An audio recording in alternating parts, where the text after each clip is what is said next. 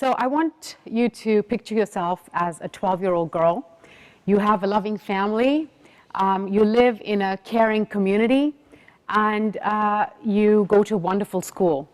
Life is really great. And you just celebrated your 12th birthday. You got that iPad that you've been waiting for.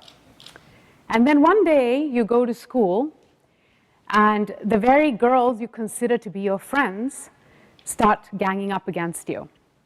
They start mocking you, and this behavior repeats itself day after day.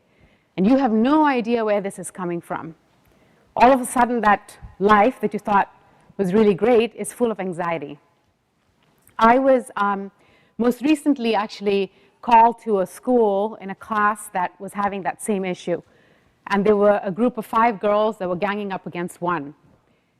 And the behavior was consistent. The teacher was trying really hard to resolve it and was completely frustrated.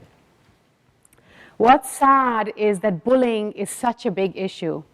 1 in 3 children between the ages of 12 to 18 report being bullied during the school year.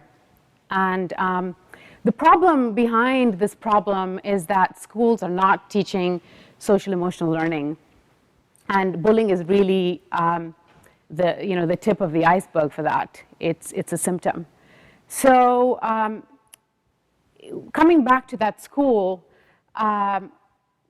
what happened then was something that's remarkable and somewhat magical, not just for that girl, but for the bullies, for that class, for that teacher.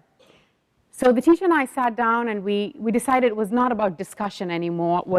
We didn't want to separate a bunch of girls. We wanted to really have this be a whole class experience. So we set out a bunch of role-playing scenarios.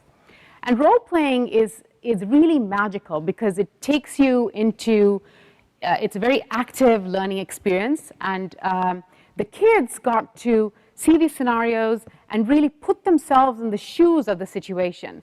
And when you do that, learning is at such a deep level, and it actually causes a behavior shift. So for that 12-year-old girl, she felt completely justified that she was feeling, the way she was feeling for a reason. And, all the kids in the class who got to participate in that role-playing activity felt that bullying was completely wrong. So the teacher later reported back to me that those kids who had behaved in that fashion had actually apologized. So the transformation was across the entire class.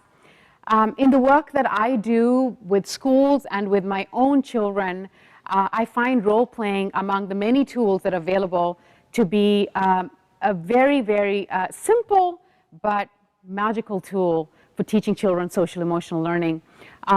So it can take on something as big as bullying, as you just saw. So my invitation is really out to the educators out there to use this simple tool and see how it changes the minds and hearts of every child. Thank you.